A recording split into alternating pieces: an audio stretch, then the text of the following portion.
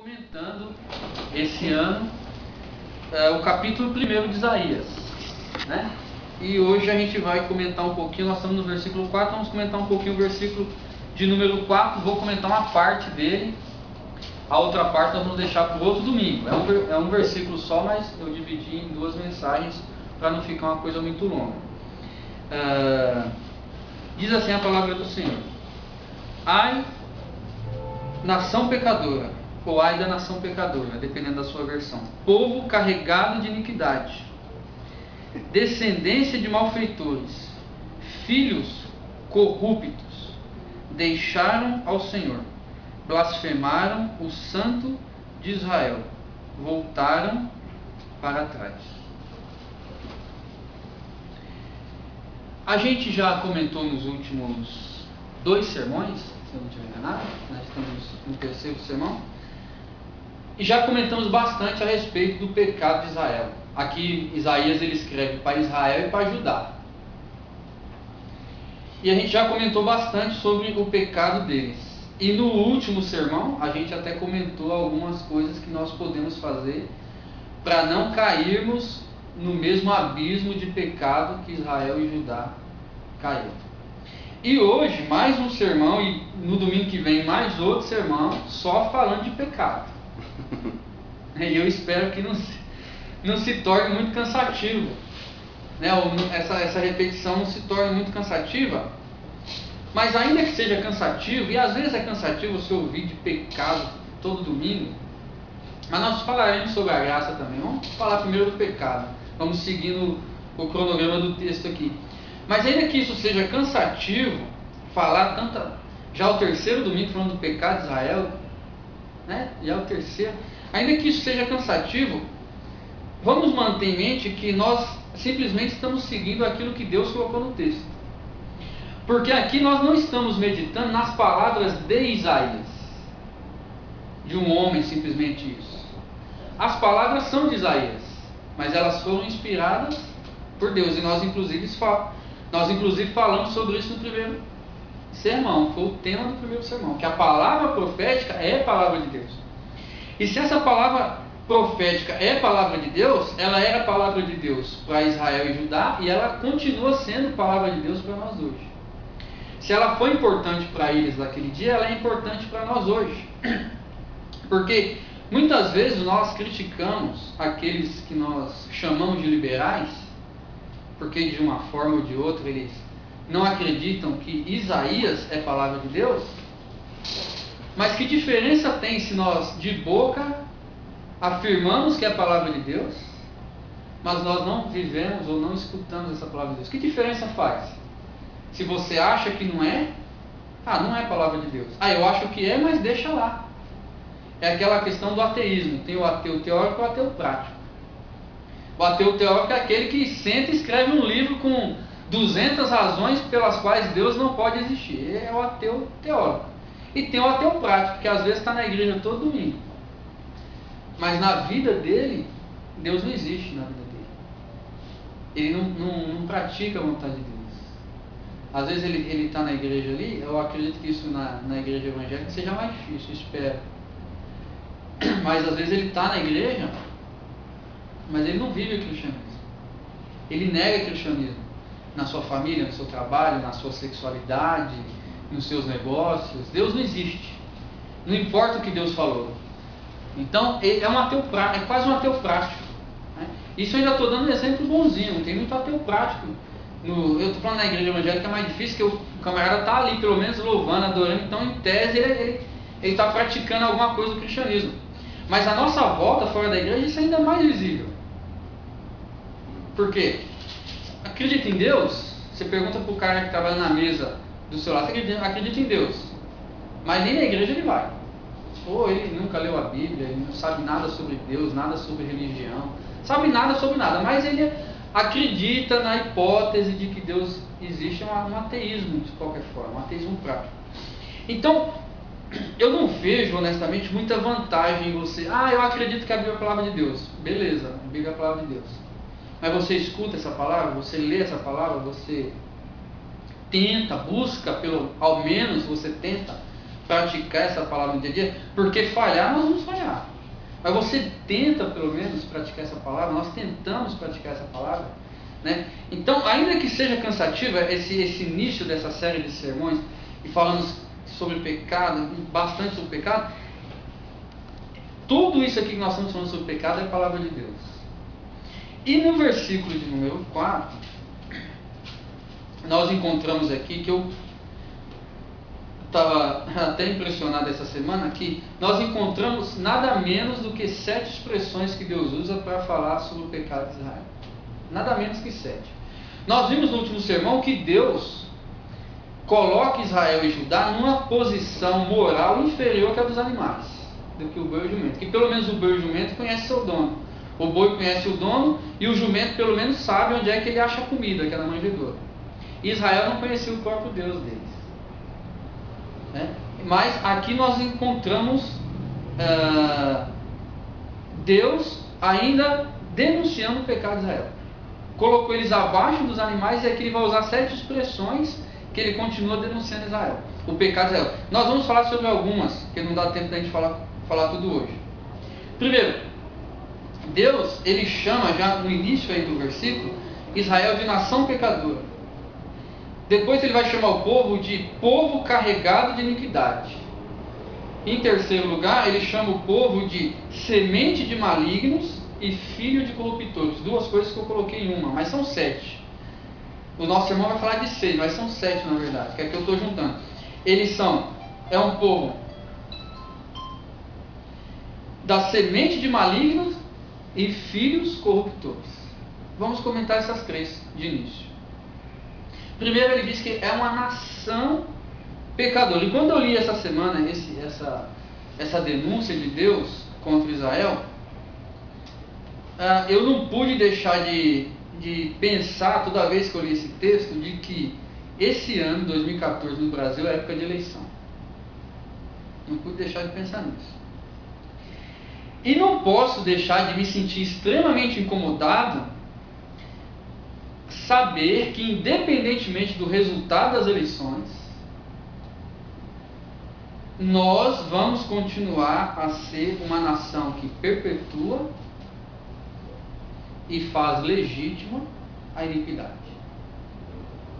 Não importa quem vence as eleições, isso vai continuar. Pode melhorar alguma coisa.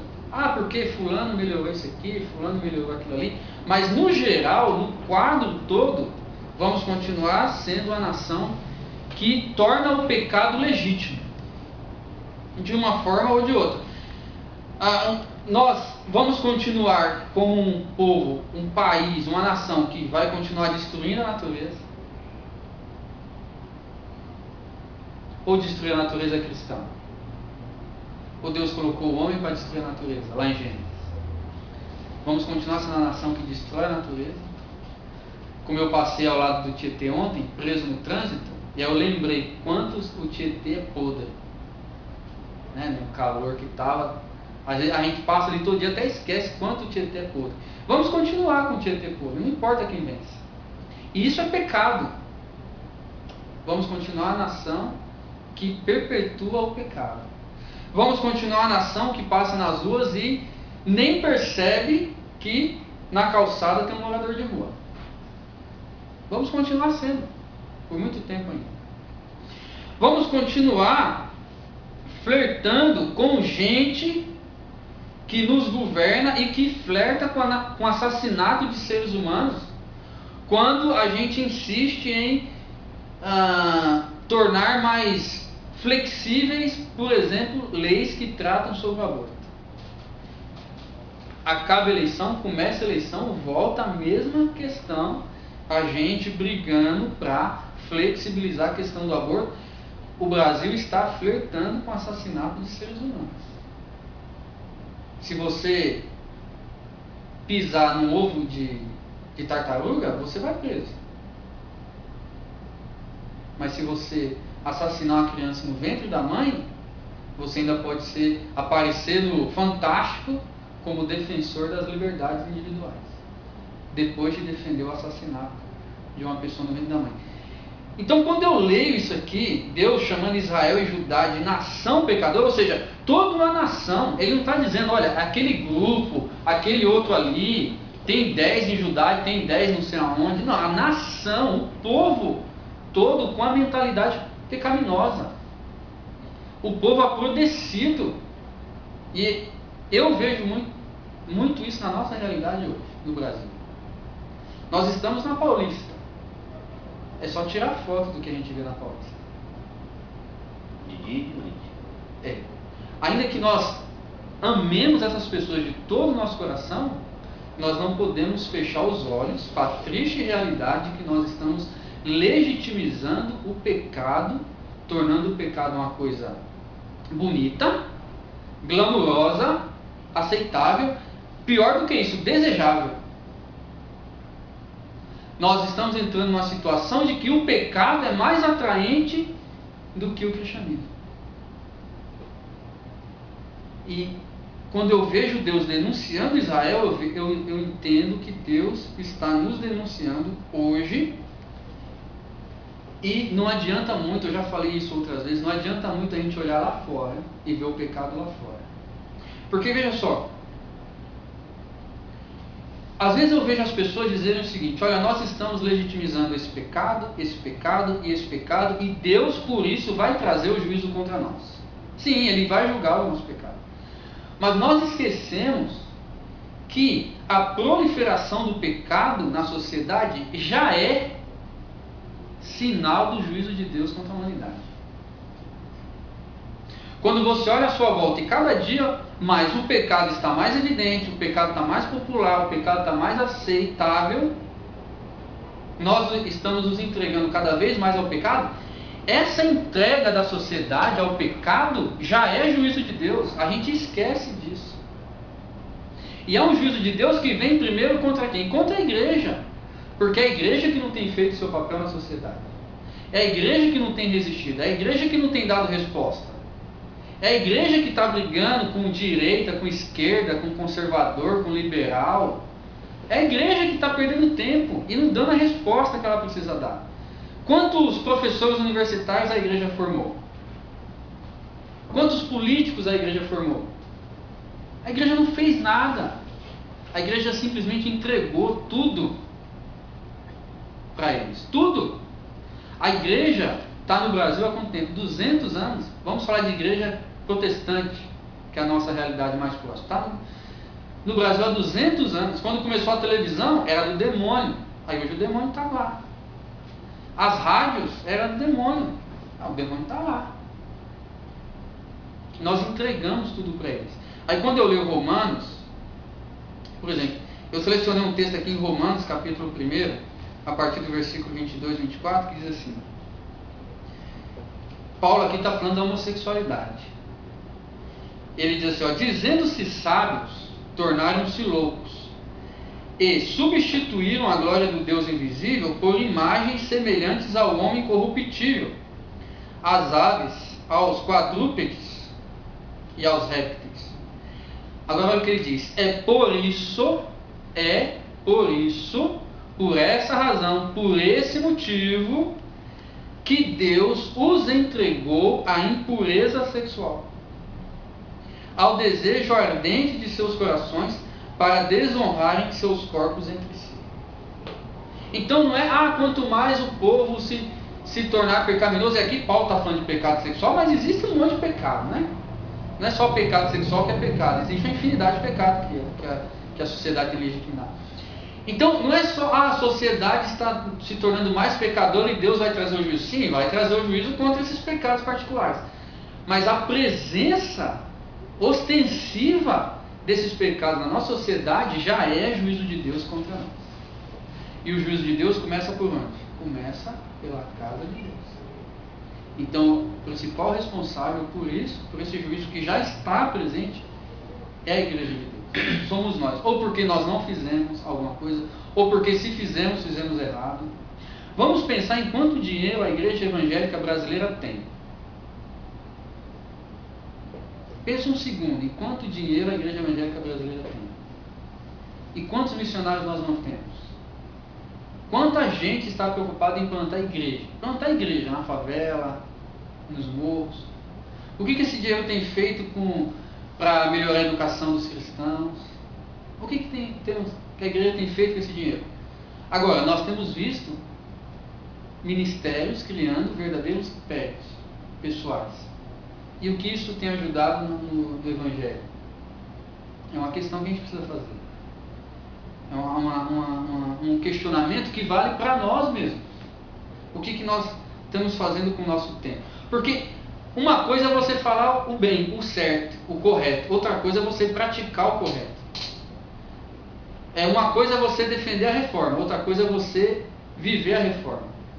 Uma coisa é você defender o Evangelho. Outra coisa é você viver o Evangelho. Eu posso colocar no Face que eu sou o melhor pai do mundo e o melhor esposo do mundo. Porque o Face é que nem papel, aceita o que você escrever. Então eu posso tirar férias com a minha esposa, um lugar bonito, ela sorridente, eu sorridente, eu tiro uma foto e boto o melhor pai do mundo, a melhor esposa do mundo.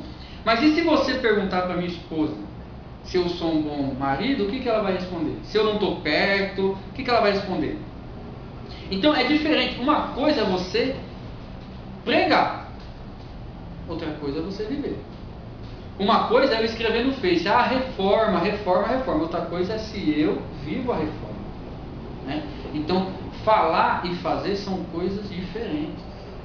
Então, a igreja fala muito bem, mas ela vive o que ela fala, ela ensina, e a gente reclama, né? Porque quando as pessoas criticam a igreja, elas criticam duramente. Mas o certo é isso. Porque a igreja, na hora de criticar, é dura. E na hora de viver, nem sempre ela vive o que ela faz. Então aquele que julga mais ele é julgado. Isso é em qualquer área da sua vida. Quando você se coloca como baluarte de alguma coisa e você erra nisso, você vai ser duramente criticado. A gente viu isso no Brasil, na política, no PT. Tem petista que reclama e fala assim, olha, mas não é só o PT que é corrupto. É verdade, mas foi o PT que entrou lá levantando a bandeira contra a corrupção. Mas o petista está certo. Deveria não só ele estar na cadeia, muita gente deveria estar na cadeia. Muita gente que está lá criticando eles e deveria estar no mesmo lugar há muito mais tempo, porque roubou há muito tempo antes deles. Já roubavam. Mas por que todo mundo bateu neles? Porque eles batiam em todo mundo. E a igreja merece apanhar quando as pessoas batem na igreja. Por quê? Merece. Não estou falando de perseguição, de colocar no meio dos não estou falando disso, eu estou falando de crítica. A igreja merece. Quando a pessoa vira para você e fala, olha, pastor só quer dinheiro. Vamos pensar bem, será que não é isso que a igreja tem feito no Brasil? Será que não é isso? Construir templos maravilhosos, pastores batendo de BMW, Mercedes, enquanto o camarada que dá o dízimo na igreja não tem o dinheiro do gás? Então, coisas que a gente precisa pensar. Então, primeira coisa que Deus fala para Israel, uma nação pecadora. E é o que Deus fala para o Brasil. Somos uma nação pecadora também. E a igreja tem uma responsabilidade muito grande de educar as pessoas, de evangelizar as pessoas, a fim de que nós no futuro possamos ter uma nação que seja uma nação fruto de arrependimento. E nós não vamos conseguir isso com política, não vamos conseguir isso com uma revolução armada. Se existe alguma revolução que vai conseguir isso, é a revolução do Evangelho. Que talvez não mereça o nome de revolução, já que esse termo está tão deturpado hoje em dia. Mas se é uma revolução que pode mudar o Brasil, é a revolução do Evangelho. É pregar o Evangelho e discipular as pessoas uma a uma. Até que uma pessoa transforme uma família transforme um bairro transforme uma cidade, e a gente consiga fazer isso. Não que seja fácil, mas é promessa do Evangelho. Não vai dar tempo da gente falar as outras coisas, mas eu preciso terminar dizendo o seguinte. A próxima denúncia de Deus é povo carregado de iniquidade. Aí vocês lembram do último sermão, eu vou terminar aqui. Vocês lembram do último sermão? Que a gente falou que Deus colocou Israel e Judá abaixo do boi e do jumento. Mas aqui existe algo que Israel e Judá e o Brasil é igual um jumento, igual um boi. todos eles estão sobrecarregados. A imagem aqui é de um animal no qual você coloca o peso em cima dele. E algumas traduções colocam que é um sobrepeso, é sobrecarregado de iniquidade. Então, no caso do animal, você sobrecarrega ele e ele se torna o quê? Cansado. E é isso que você tinha em Israel e Judá, e você tem no Brasil. Por mais que o rosto das pessoas estejam demonstrando uma extrema felicidade, a gente sabe que essas pessoas estão extremamente sobrecarregadas. A gente vê isso pelo índice de violência no Brasil. Nós brasileiros matamos mais do que muitos países que estão em guerra. Nós matamos mais. São Paulo, que tem uma das melhores polícias do Brasil, nós matamos mais do que muito país que tem guerra. Isso é uma vergonha. Imagina como que Deus vê isso. Uma nação supostamente em paz, uma nação supostamente democrática, um Estado supostamente de direito, que consegue assassinar brasileiro matando brasileiro. Por nada. Por 10 reais, por um relógio, por um anel. Por nada. E nações que matam menos do que nós porque está em guerra. Então, uma nação extremamente carregada. Uma nação onde você vai entrar no metrô às 6 horas e você não sabe se alguém naquele dia vai pular na frente do metrô. Quantas vezes você está parado no metrô, o metrô trava e depois você fica sabendo que alguém pulou na frente do metrô. Mas as pessoas têm tudo. Elas sorriem, elas vão para a balada, elas podem dormir com quem quiserem, podem assistir a pornografia que quiserem. É tudo que o homem queria. Toda a liberdade que as pessoas queriam, elas têm. Mas o pecado sobrecarregou as pessoas de uma forma que as pessoas não conseguem viver em paz. Isso existiu em Israel e eu acredito que é a realidade no Brasil hoje. Mas qual que é a mensagem do Evangelho? O que Cristo diz para quem está sobrecarregado? Vinde a mim, todos vós que estáis cansados e sobrecarregados, porque eu vos aliviarei. E ele também diz, tomai sobre vós o meu jugo. Por quê? Porque o jugo dele é suave. O jugo do pecado é isso, é o sobrepeso. Mas o jugo de Cristo, que Cristo também tem um jugo, ele também nos coloca obrigações, deveres, mas esse jugo é suave. É o que nos conduz à vida. No sermão de domingo que vem, a gente vai continuar falando sobre essas características. E uma delas vai nos fazer pensar se existe maldição hereditária ou não. Porque a próxima denúncia que Deus faz é o seguinte: filhos de semente corrupta, ou de semente corrompida, semente maligna, depende da tradução. Mas é filho de uma semente ruim. Então, o povo de Israel e Judá era filho de uma semente ruim. E eles eram filhos corruptores. Passou de pai para filho o negócio. E a gente vai pensar um pouquinho sobre isso no próximo sermão. Se existe essa de maldição hereditária ou não. E o que a gente precisa fazer? Vamos fazer uma corrida de 7 dias? Vamos pular 7 ondas? Para resolver isso. Mas eu quero terminar hoje com essa mensagem de Cristo. Tomai sobre vós o meu jugo, porque o meu jugo é suave. O pecado, por mais atraente que seja, o pecado sempre vai nos sobrecarregar. Eu lembro de uma historinha, uma piada. Eu não sei contar piada, então vocês não vão rir, mas eu vou contar assim. Ainda bem que vocês riram antes, para mim não ficar sem graça. Mas eu ouvi de um pastor argentino que o rapaz, ao morrer, veio o anjo buscar a alma do cara. E o anjo levando o camarada para o céu, botou o cara nas costas e está levando o cara para o céu. Quando o camarada chegou no céu, ele viu o céu tudo parado, aquele marasmo, tudo igual, tudo azul, o pessoal andando em cima das nuvens. Imagina a ideia de céu que o cara tinha, né? Mas tudo tocando harpa, as mulheres tudo bem vestidas, os homens tudo bem vestidos. Aí ele perguntou para o anjo, assim: nossa, isso aqui é o céu? É sem graça, eu vou passar a vida inteira, a eternidade inteira aqui, não acontece nada aqui, estou só cantando, orando. É isso que é o céu? Aqui que é o céu. Mas não tem nenhum lugar mais agitado aqui no céu? Não, aqui é paz, tranquilidade. você quiser alguma coisa mais agitada, é só olhar para baixo. Lá embaixo é bem agitado. Aí ele olhou. Quando ele olhou, ele viu uma rave maravilhosa, linda. Mulheres se oferecendo, drogas, cerveja, tudo do que ele gostava, ele viu. Não sei como é que ele estava no céu. Não me perguntem. Mas ele viu e falou com o anjo, olha, aquele lugar é bom.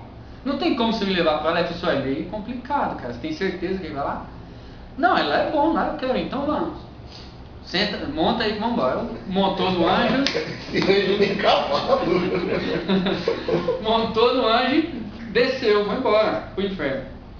Aí chegou, tinha um portão muito grande, aqui é o inferno, por favor não entre, não sei o que. Não, vamos entrar, tem certeza que tem. O anjo bateu na porta, o capetinha abriu a porta. Olha, eu levei esse camarada aqui pro céu, mas ele não quer o céu, ele prefere vocês. Aí o capetinha falou, falei pra você que a propaganda era boa, né? Falei pra você. Manda entrar. O camarada entrou, o anjo fechou a porta e foi embora. Só que quando ele entrou não tinha mulheres lindas, não tinha barris de cerveja, não tinha nada do que ele tinha visto, só tinha fogo, enxofre e nada mais. E o Satanás com um tridente nele lá, vamos meu filho, entra, você pediu para entrar, não tem como sair não, agora você entra. Aí ele, meio que já se conformando, que não dava para sair, perguntou para ele assim, mas cadê as mulheres, cadê a cerveja, cadê tudo que eu vi de bom? Aí o Satanás virou para ele e disse, olha, aquilo lá era só propaganda, o inferno é mais quentinho. Entendeu? Então o ponto é esse, o pecado, por mais lindo que ele seja, ele sempre vai sobrecarregar a alma humana. Ele sempre vai sobrecarregar a alma humana. A propaganda do diabo é a melhor que tem. Por quê? Porque ele só mostra aquilo que aparentemente é bom. Não existe código de defesa do consumidor contra o diabo. Então ele só mostra o lado que aparentemente é bom. E quando você faz o que ele quer, ele sai e deixa você carregar o fardo sozinho. Então, isso que o Brasil precisa entender. E cada um de nós precisa entender. E nos entregarmos a Cristo. Porque o jugo de Cristo é suave. E nele nós podemos encontrar a nossa libertação. Amém? Vamos orar, irmão?